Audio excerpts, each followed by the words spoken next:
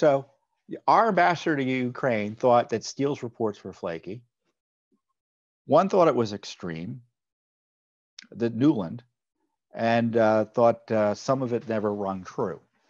None of this made it into the court filings when they said that Steele is a good source, right?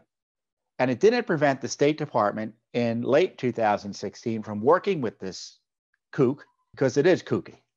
Either it's kooky or dishonest or both, but they all knew it was that Steele had flaky reports, and yet they worked with him to take out Trump.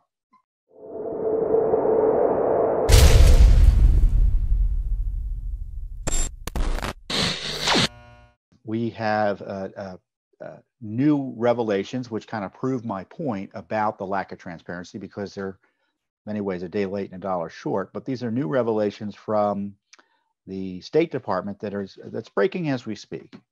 The headline is Judicial Watch obtains emails revealing Obama State Department officials and U.S. ambassadors skeptical about Christopher Steele reports. Now, Christopher Steele, who is the Clinton spy, had a big in with the State Department. He was providing them with all sorts of, quote, intelligence reports through his company Orbis.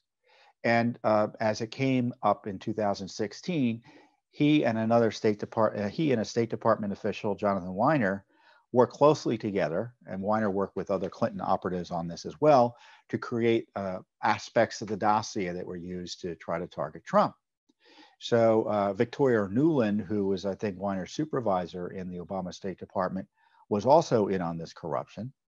And so we've been uncovering all of the communications between Steele and this group for, I guess, the better part of 2 years now, in partnership with our co-plaintiffs in this FOIA lawsuit, the Daily Caller News Foundation. And we just have new documents that show the reports were being sent around, and a few of them they thought, well, this is credible, useful, thanks as always.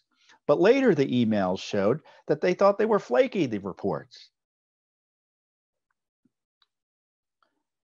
Someone, Newland says, this is one of those industry intel reports. Rings a bit extreme to me, you guys. And the report was on the Ukraine issues.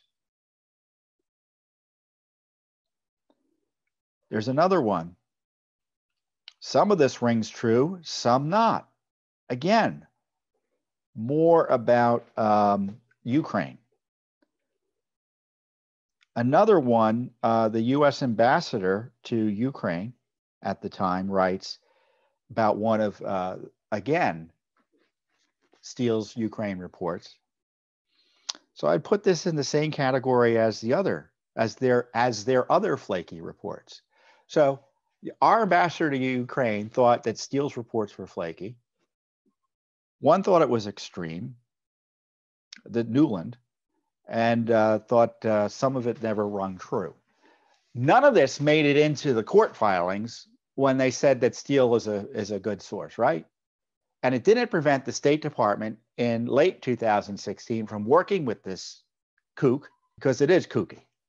Either it's kooky or dishonest or both, but they all knew it was that Steele had flaky reports, and yet they worked with him to take out Trump, because that's what the documents show. I mean, they were so desperate. We found previously that Jonathan Weiner, who admitted to working on this with Steele on this issue, he talked to the Russian ambassador, the Russian political officer in the embassy.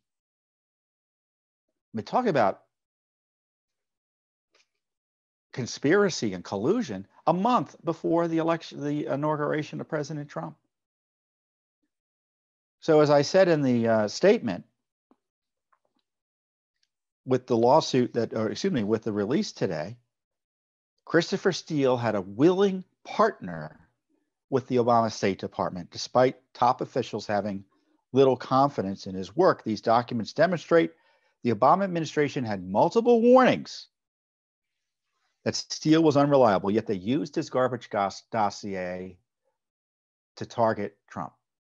And of course, the court was never told about the fact that his reports were considered flaky, yet they pushed it with the FBI, and of course, the FBI ran with it. And again, this is coming out not because of voluntary disclosures by the agencies, the State Department specifically, it's because of litigation. And it's litigation that let's see when we first started asking for these documents.